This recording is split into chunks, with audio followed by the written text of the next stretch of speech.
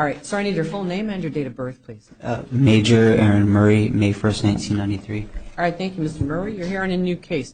You're accused of child abuse, a Class 2 dangerous crime against children, Class 2 felony.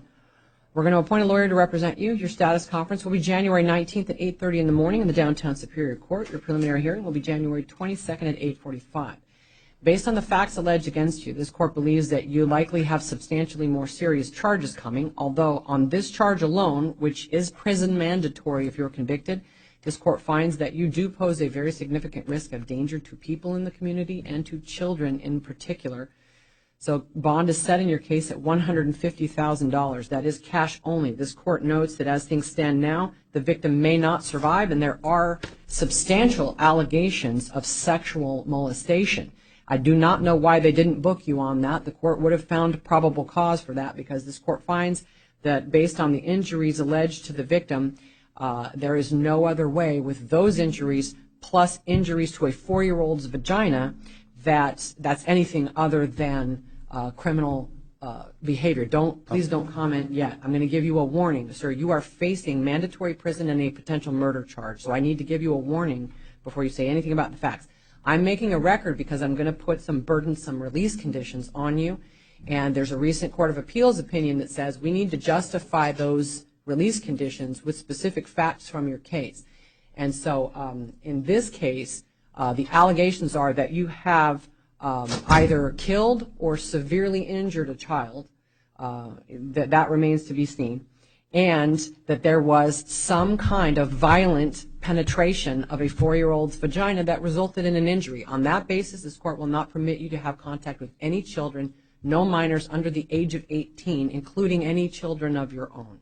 And that is the least onerous condition that this court believes is reasonable to protect persons in the community from the danger that you pose.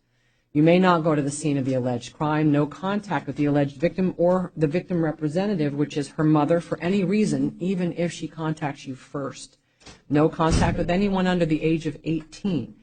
You may not possess any drugs without a valid prescription. You have to find an alternative residence and bring proof to your next court date. You must obey the terms of any order of protection that is issued against you.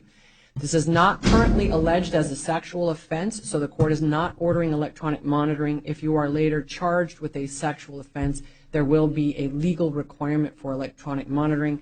But at this time, the court is just setting the $150,000 cash-only appearance bond that is based not only upon dangerousness, but upon the flight risk that this court believes is attendant whenever anyone is charged with a serious prison mandatory offense, and when that person knows that they may ultimately face a murder charge, that substantially increases someone's flight risk.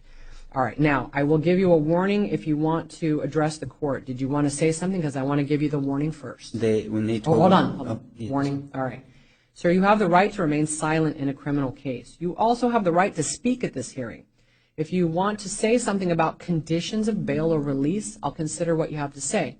If you want to remain silent, I will not hold your silence against you.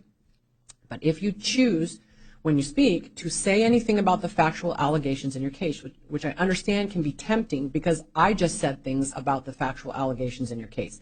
So you may be tempted to want to try to rebut those. If you choose to do that, you're doing so voluntarily, and you need to know that this hearing is being audio and video recorded, and the things that you choose to say voluntarily about these allegations could be used against you, either now or at any later hearing, including your trial in this very serious case.